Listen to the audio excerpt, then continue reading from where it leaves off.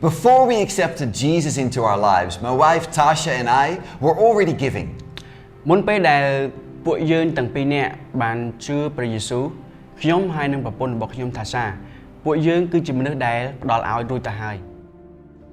We had the desire to share what we had with others who had less,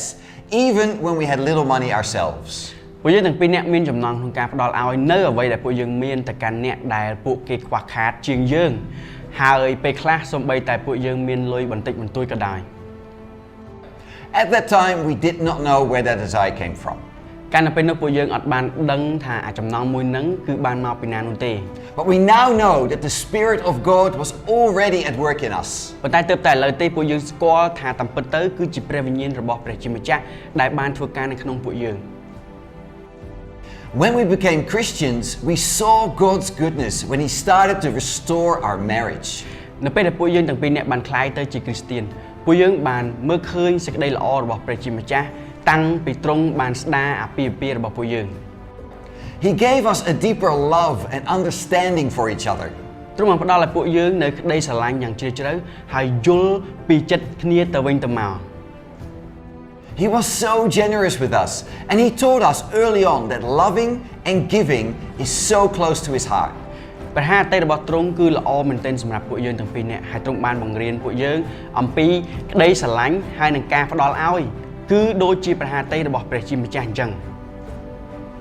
From the beginning in our Christian life, we committed to giving 10% of our income back to God, and often also gave more.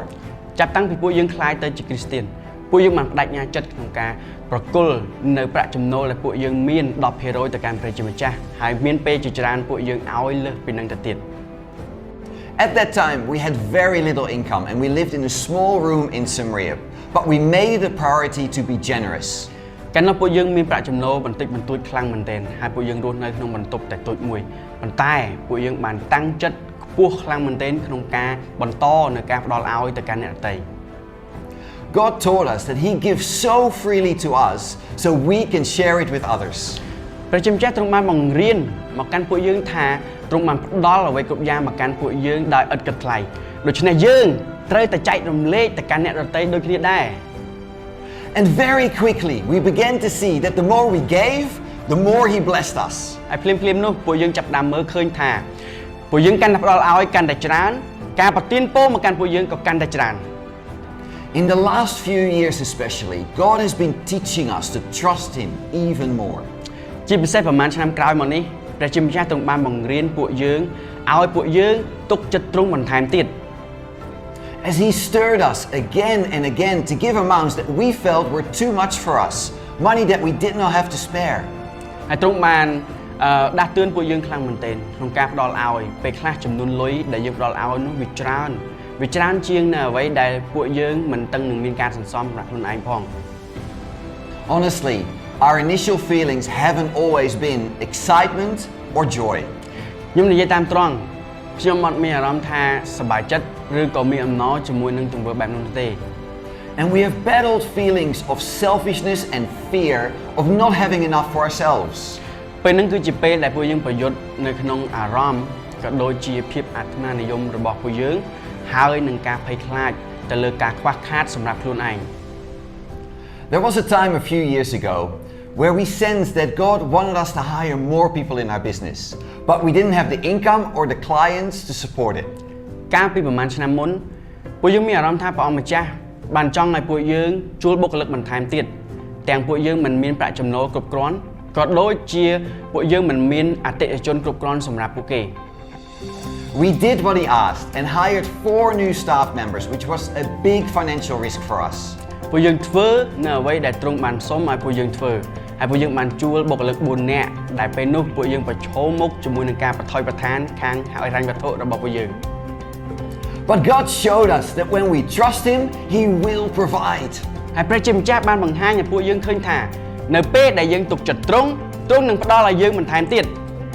Because straight after we hired those 4 new people, He blessed us with a lot of new and great clients for the business. ពីព្រោះតែបន្ទាប់ពីពួកយើងបានជួលបុគ្គលិកចំនួន4នាក់នោះមកហើយព្រះជាម្ចាស់ទ្រង់បានប្រទានពរមកកាន់ពួកយើងនៅអតិថិជនថ្មីហើយនឹងអតិថិជនដែលល្អមកកាន់ពួកយើង which meant we suddenly had enough income to pay the new staff.